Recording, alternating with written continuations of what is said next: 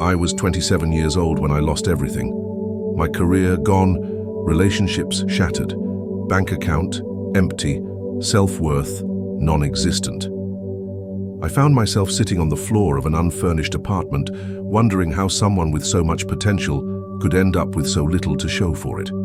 That night I made a list, not of goals or dreams or action steps, just 7 words, 7 simple words, all beginning with the same letter, that would completely transform my understanding of what it means to live powerfully. We all arrive at these crossroads eventually, moments where the gap between who we are and who we could be feels like a canyon so wide we can't possibly bridge it.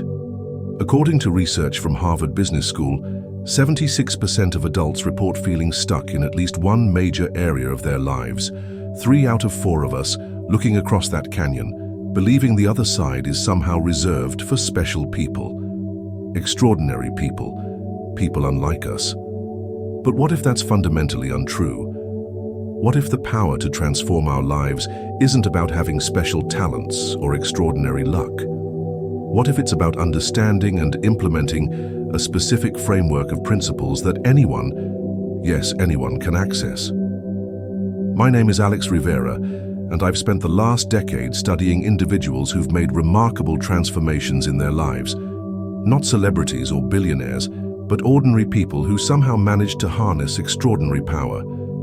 I've interviewed hundreds of them, analyzed their stories, and discovered something remarkable. Beneath the surface differences, they all followed essentially the same blueprint, one built on 7 fundamental pillars.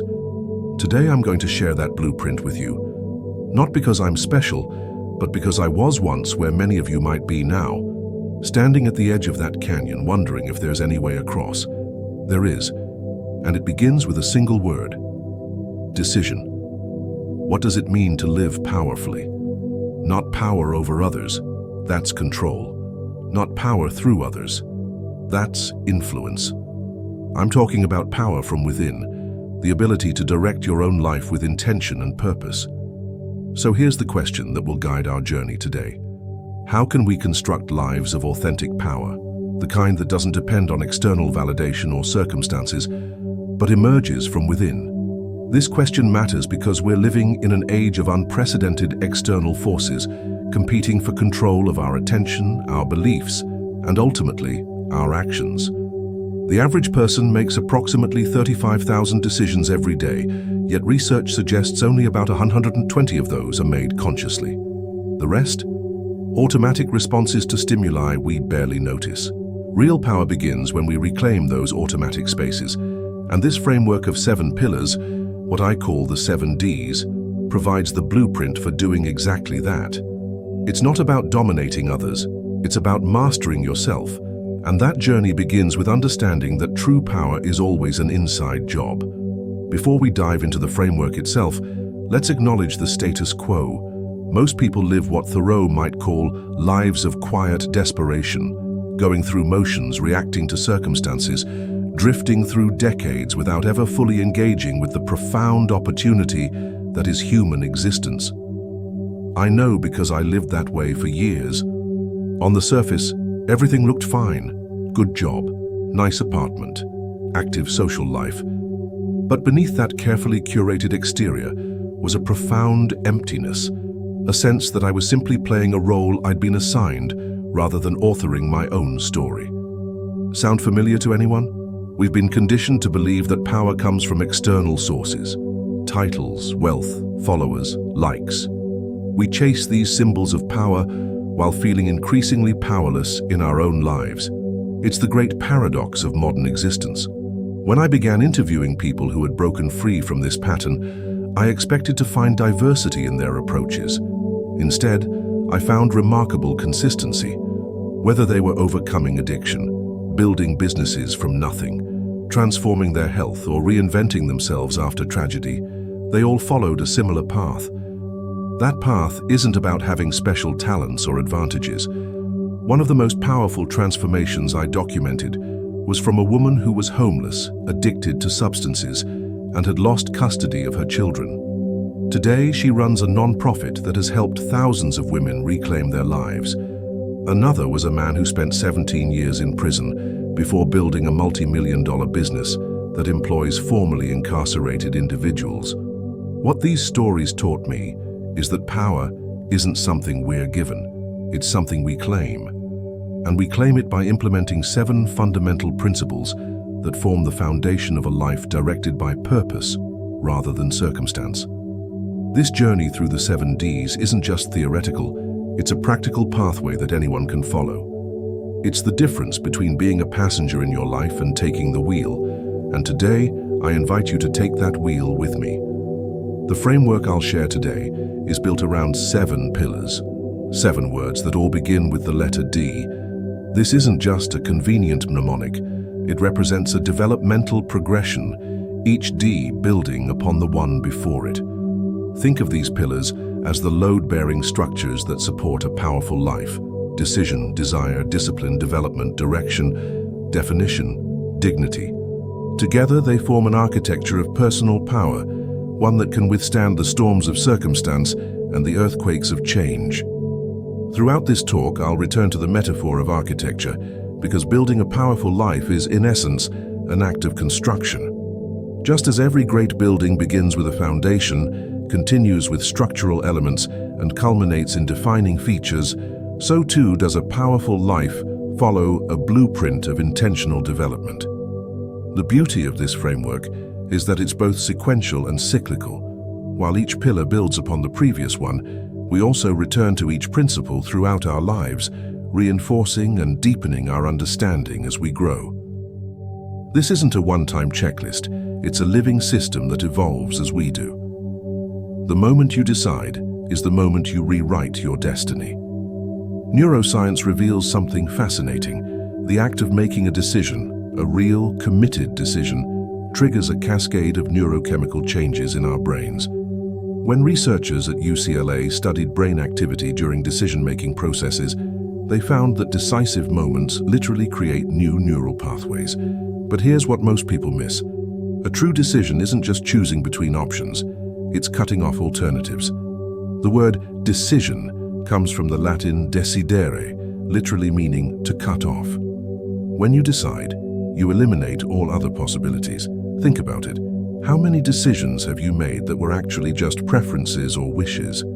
I decide to get healthy feels different than I prefer to be healthy. One creates action, the other creates nothing. I call this the decision threshold, the point where wishful thinking transforms into committed action.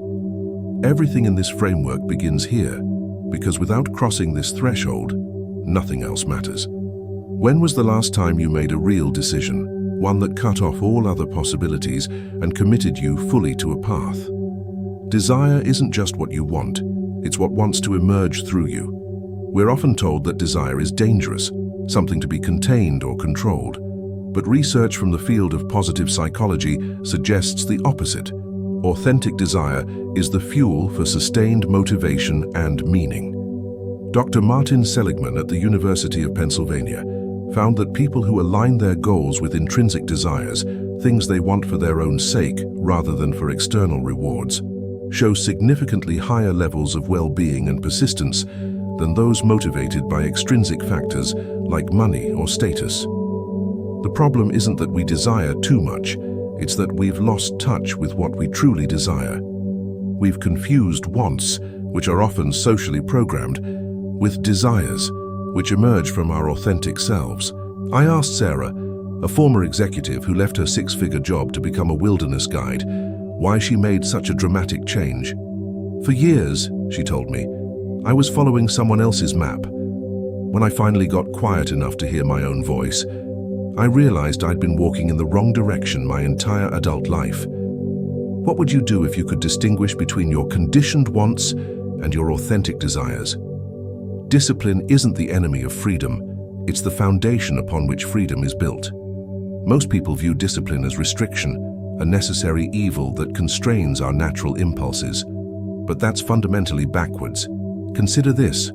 Concert pianists don't see practice as restriction. They see it as the pathway to artistic freedom. Athletes don't view training as limitation. They recognize it as the foundation of physical liberation. A groundbreaking study from the University of Pennsylvania tracked 10,000 participants over a decade and found something remarkable. People with higher levels of self-discipline reported significantly higher life satisfaction and sense of personal freedom than those with lower self-discipline. Discipline isn't about punishment, it's about liberation through structure. It's the daily practice that transforms decision and desire into tangible reality. Let me ask you something. What area of your life feels most chaotic right now? Now imagine introducing the right kind of discipline to that area. Not harsh, restrictive rules, but supportive structures that create space for what matters most. What might that look like for you? Your potential isn't a destination. It's a capacity that expands with use. The science of neuroplasticity has revolutionized our understanding of human potential. For centuries, we believed that our capabilities were largely fixed after childhood. Now we know that our brains continue to form new neural connections throughout our lives. Dr. Carol Dweck's research on mindset shows that people who believe their abilities can be developed through dedication and hard work, what she calls a growth mindset, achieve more than those who believe their talents are innate gifts. Development isn't about reaching some mythical, best version of yourself. It's about embracing the continuous process of becoming. The Japanese concept of Kaizen, continuous improvement through small, incremental changes, captures this perfectly. I interviewed Michael, a man who taught himself programming at age 52 after being laid off from his manufacturing job. Everyone told me I was too old to learn coding, he said, but I decided age was just a number. 3 years later, I'm earning more than I ever did, doing work I love. What potential within you remains untapped simply because you've decided it's too late? A life without direction isn't freedom. It's surrender to the currents of circumstance. Harvard Business Review published a fascinating study on what they called deliberate directionality, the conscious choice to move towards specific outcomes rather than simply reacting to whatever comes. They found that professionals who practice this approach were 64% more likely to report high levels of career satisfaction and 42% more likely to achieve their stated goals. Direction isn't just about having a destination, it's about having a compass. It's understanding not just where you're going, but why that destination matters. Think about the last time you felt truly lost in life. Was it because you didn't know what to do next? Or was it because you didn't know why any particular path mattered more than another? Elena, a single mother who built a thriving business while raising 3 children, told me, "I never had the luxury of wandering aimlessly. Having clear direction wasn't optional for me. It was how I survived. But looking back, that necessity was actually my greatest advantage." In what areas of your life have you surrendered direction to circumstance? What would change if you reclaimed it? Your power expands when you know what's yours to carry and what isn't. Definition comes from the Latin definire, to set boundaries. In a world constantly pushing for more, the ability to define clear boundaries might be our most undervalued skill. Research from the University of California found that people with clearly defined personal boundaries reported 37% less stress and 28% higher satisfaction with relationships than those with porous or rigid boundaries. Definition isn't just about saying no. It's about creating the space to fully say yes to what matters most. It's understanding that every time you say yes to something, you're saying no to something else. James, a former workaholic who rebuilt his life after a heart attack at 39, shared this insight. "I used to think setting boundaries was selfish. Now I understand it's the most selfless thing I do. Having boundaries means I show up as my best self for the things that truly matter." Where in your life are you suffering from a lack of definition? What would become possible if you created clearer boundaries in that area? Power without dignity isn't power at all. It's simply force waiting to be overthrown. Dignity serves as both the foundation and the culmination of a powerful life. It's the quality that ensures our power serves something greater than our own ego.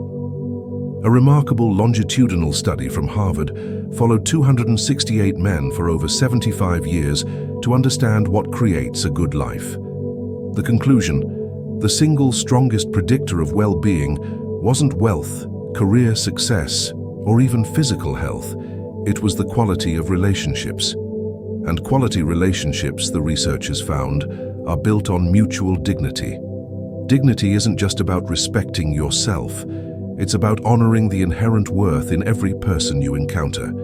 It's about wielding your power in ways that elevate rather than diminish others. When I asked Maria, who transformed her life from prisoner to community leader, what ultimately changed for her, she said simply, "I started believing I deserved respect, not because of what I'd done, but because of who I am. And once I believed that about myself, I couldn't help but see it in everyone else." How might your relationships transform if dignity became your non-negotiable standard, both for how you treat others and how you allow yourself to be treated? Now that we've explored each pillar individually, let's examine how they work together to create a paradigm shift in how we understand and exercise power. Most of us have been taught to think of power as something external, something we gain through position, wealth, influence, or control. But what the 7Ds reveal is that true power is an inside-out phenomenon. It emerges from within and manifests in our external reality. Think of it like this. Traditional models of power are like a house built on sand, impressive perhaps, but vulnerable to the slightest shift in circumstances. The 7Ds create a house built on bedrock, able to withstand the inevitable storms of life. Before implementing this framework, many of the people I interviewed described themselves as victims of circumstance. They felt buffeted by forces beyond their control, always reacting, never creating. Their stories were filled with phrases like, "I had no choice," and "that's just how things are." After embracing these principles, the language shifted dramatically. The same people began saying things like, "I chose to," and "I created," and "I decided." They moved from being characters in someone else's story to becoming the authors of their own. This is the fundamental paradigm shift. From external locus of control to internal, from passenger to driver, from object to subject. The most powerful moment in this shift comes when you realize that while you can't control everything that happens to you, you can control your response to everything that happens. And in that response lies your true power. As Viktor Frankl, Holocaust survivor and psychiatrist, famously wrote, "Between stimulus and response there is a space. In that space is our power to choose our response. In our response lies our growth and our freedom." The 7Ds give us a framework for expanding that space, for creating room between what happens to us and how we respond. And in that expanded space, we find our power. Let's bring this framework down to earth with specific applications across different domains of life. Because theory without practice is merely philosophy, and we're after transformation. One of the simplest yet most profound ways to implement the 7Ds is through what I call the morning power hour. Before engaging with the world's demands, before checking email, social media, or news, spend the first hour of your day reinforcing these principles. Begin with a decision journal, 5 minutes. Write down one significant decision you're committing to today. Connect with desire, 5 minutes. Visualize how this decision aligns with your deeper desires. Plan your discipline, 10 minutes. Schedule the specific actions that will move you forward. Choose one area for development, 10 minutes. Reading, learning, or practicing a skill. Review your direction, 10 minutes. Reconnect with your broader goals and values. Reinforce definition, 10 minutes. Set boundaries for the day's potential distractions. Affirm your dignity, 10 minutes. Meditation or reflection on your inherent worth.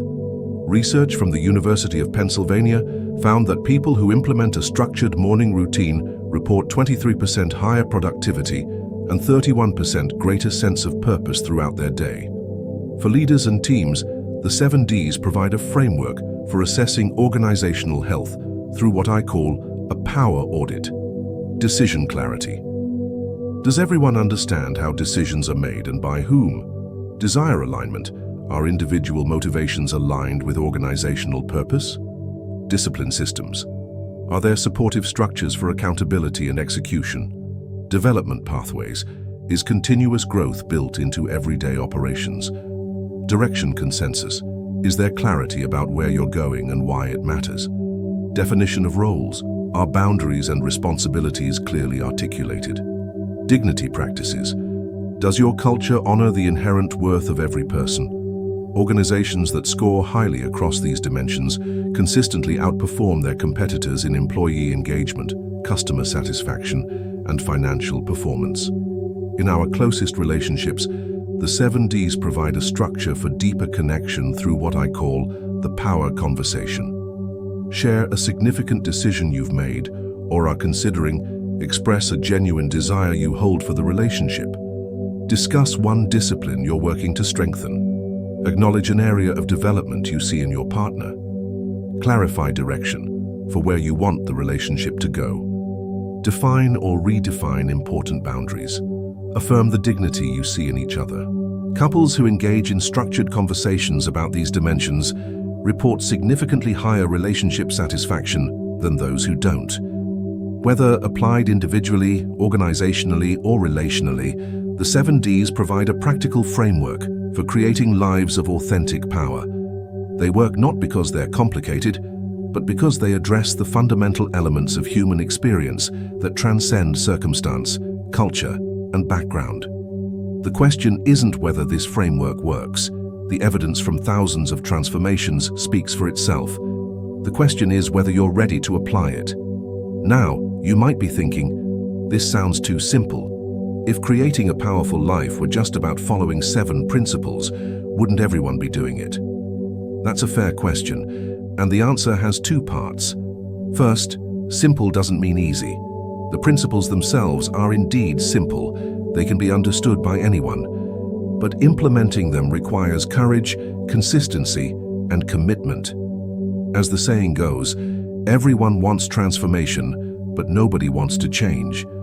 Second, most people don't fail from lack of knowledge about what to do. They fail from lack of clarity about who they are. The 7Ds aren't just principles to follow, they're pathways to self-discovery. Without that self-knowledge, even the best framework remains just theory. Another concern might be, this seems very individualistic. What about systems and circumstances beyond our control? This is critically important. The 7Ds don't deny the reality of systemic challenges or privilege. They simply provide a framework for maximizing whatever agency we do have. In fact, many of the most powerful examples I've seen come from people facing tremendous systemic barriers who refuse to surrender their internal power. We began today with a story about sitting on the floor of an empty apartment, feeling powerless. Let me bring us full circle by telling you what happened next. Those 7 words I wrote that night: decision, desire, discipline, development, direction, definition, dignity, became more than just a list. They became a blueprint for rebuilding not just my life, but my understanding of what life could be. Today, I invite you to consider your own relationship with power. Not power as the world defines it, but power as the ability to author your own story regardless of the circumstances you face. Because here's what I know for certain: you already possess everything you need to live powerfully. Not someday, not when conditions are perfect, not when you have more resources or fewer obstacles. Now. The journey from powerlessness to sovereignty begins with a single decision. A decision to stop outsourcing your power and start claiming it. What will you decide today?